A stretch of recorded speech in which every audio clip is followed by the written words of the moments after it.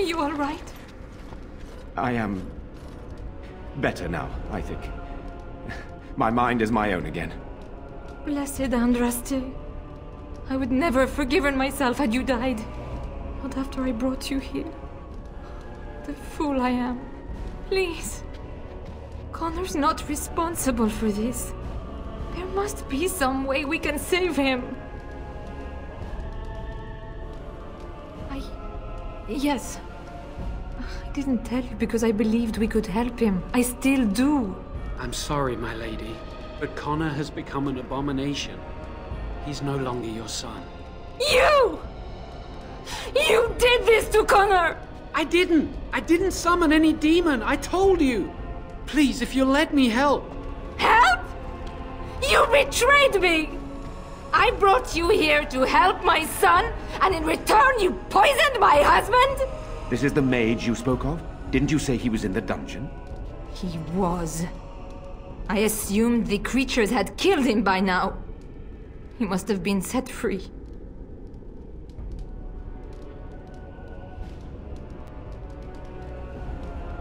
Useful? After everything he did, he should be executed! Without him, none of this would have happened. Your secrecy made his actions possible, Isolde. But I know what you must think of me, my lady. I took advantage of your fear. I'm sorry, I never knew it would come to this. Well, I shan't turn away his help. Not yet. And if Connor is truly an abomination... He's not always the demon you saw.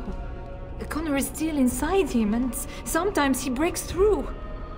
Please, I just want to protect him. Isn't that what started this? You hired the mage to teach Connor in secret, to protect him. If they discovered Connor had magic, then they'd take him away. I thought if he learned just enough to hide it, then...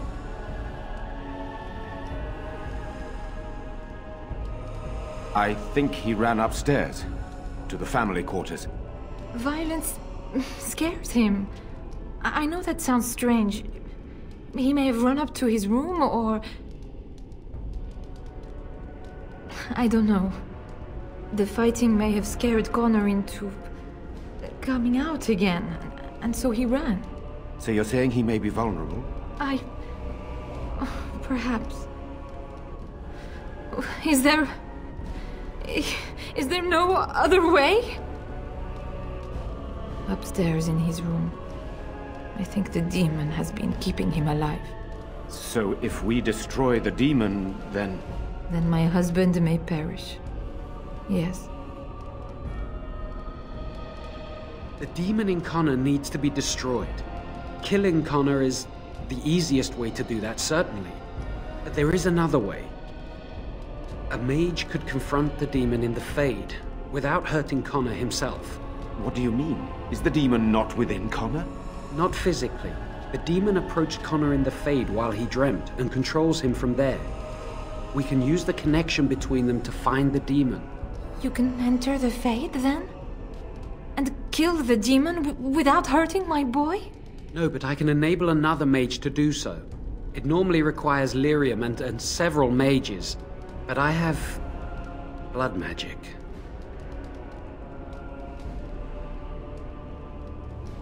Yes, that's right. The ritual I know, it requires life energy. A lot of it. All of it, in fact. So, someone must die? Someone must be sacrificed? Yes, and then we send another mage into the Fade. I can't enter because I'm doing the ritual. Maybe I shouldn't have said anything. It's not much of an option. The power has to come from somewhere, and that means either lyrium or blood. Then let it be my blood. I will be the sacrifice. What? Isolde, are you mad? Eamon would never allow this. Either someone kills my son to destroy that thing inside him, or I give my life so my son can live. To me, the answer is clear. Blood magic. How can more evil be of any help here? Two wrongs don't make a right. It does seem like a sensible choice, with a willing participant. Connor is blameless in this. He should not have to pay the price. You're the mage here, not I, my friend. It's you who would be going into the Fade. The decision is yours. You can find lyrium and more mages at the Circle of Magi, if they would even do it. That is an excellent point. One of the treaties is also for the Circle of Magi, after all. The tower is about a day's journey across the lake. You could attempt to get the mages' help. But what will happen here? Connor will not remain passive forever. Very well. I will keep Jowan here as a precaution. He says he wants to help, so he will keep an eye on Connor with us. Go to the tower quickly, then. The longer you are away, the greater the chances of disaster.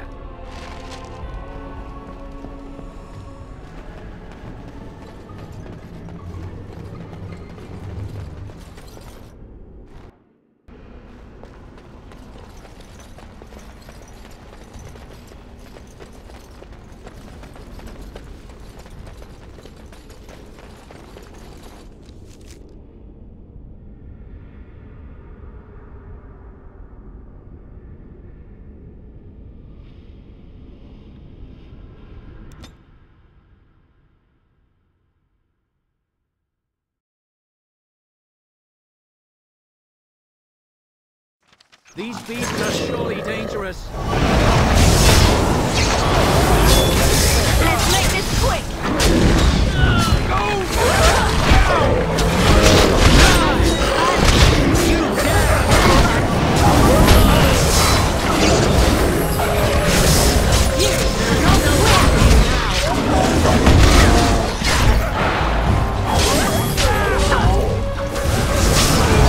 We've done well.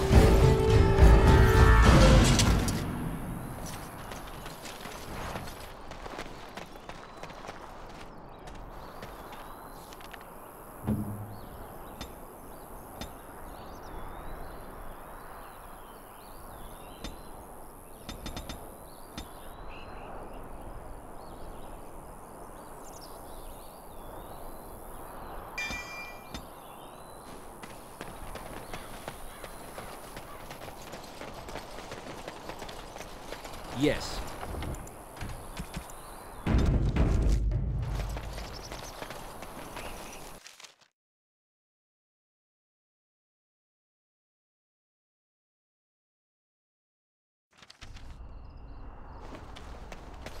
We're coming here to see the mages, right? Oh, great. They just love me. Of course.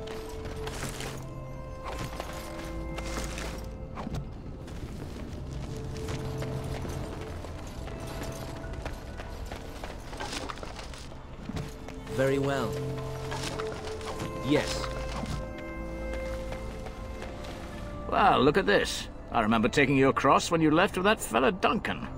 And now you're a Grey Warden. My pap used to tell me stories about them. Templars took the boat. I don't got a clue. They wouldn't tell me.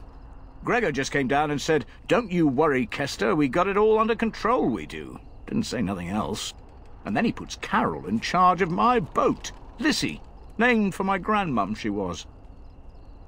I told you, they didn't tell me nothing. And if I know they're mages, I'm better off keeping out of their business. If I had to guess, I'd guess it had to do with magic, but the tower's always got something to do with magic. You could try swimming, but I don't recommend it. Nasty things in that lake. I reckon it's all them potions they dump in there. Gregoir's told me to stay here till it blows over, but I'm telling you, some storms don't blow over easy. Maybe you could at that. I'm sure your mind's all afire now, eh? I reckon it's good for them mages. Gather them all, learn them some proper magics.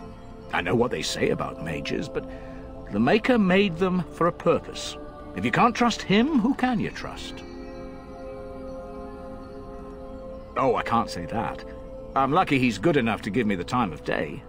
The first enchanter's all right. He's polite as can be, but he's always a little distant, if you get my drift. But Gregoir'll stay to talk. I reckon he likes hearing from us common folk, you know?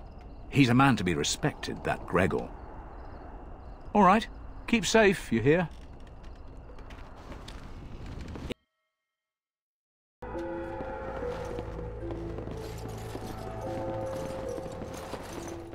Allow me. I could do that for you.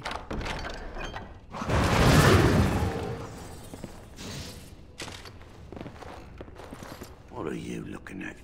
Can a man drink in peace? Good day.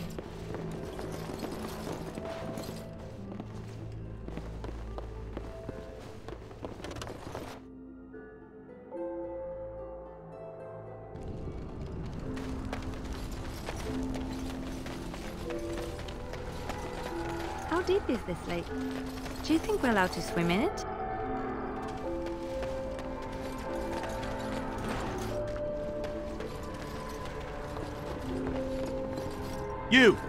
You're not looking to get across to the tower, are you? Because I have strict orders not to let anyone pass. Oh, you're a Grey Warden, are you? Prove it. Yes? Oh, a Grey Warden seal. Aha! So you're claiming to be one of those. You know, I have some documents too. They say I'm the Queen of Antiva. What do you think of that?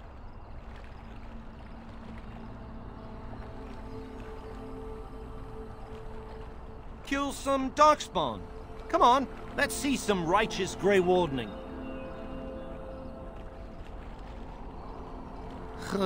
Semantics. Anyway, it was nice chatting with you. Now, on your way, right now, go.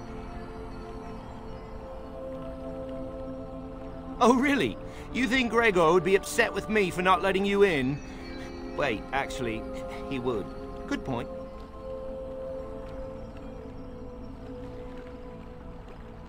He's the big guy around here.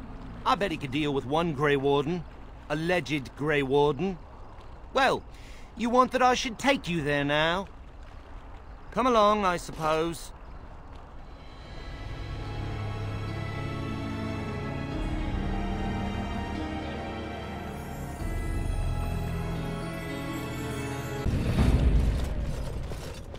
And I want 2 men stationed within sight of the doors at all times.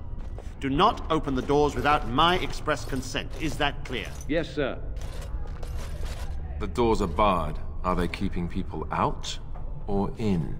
Now we wait and pray. Well, look who's back. A proper Grey Warden now, are we? Glad you're not dead. Perhaps. Now we're dealing with a situation that doesn't involve you, Grey Warden.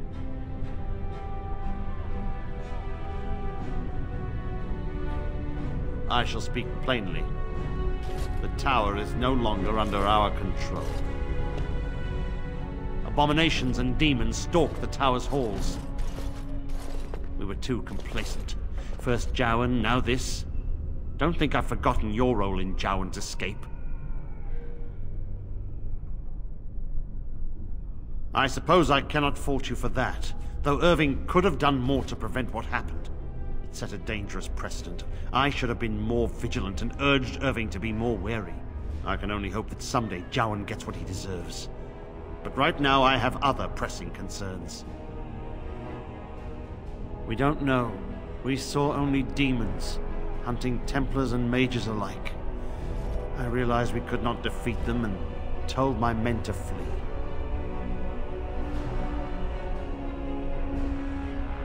I have sent word to Denerim, calling for reinforcements and the right of annulment.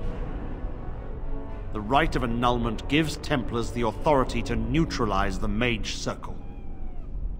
Completely. The mages are probably already dead. Any abominations remaining in there must be dealt with, no matter what. This situation is dire. There is no alternative. Everything in the tower must be destroyed so it can be made safe again.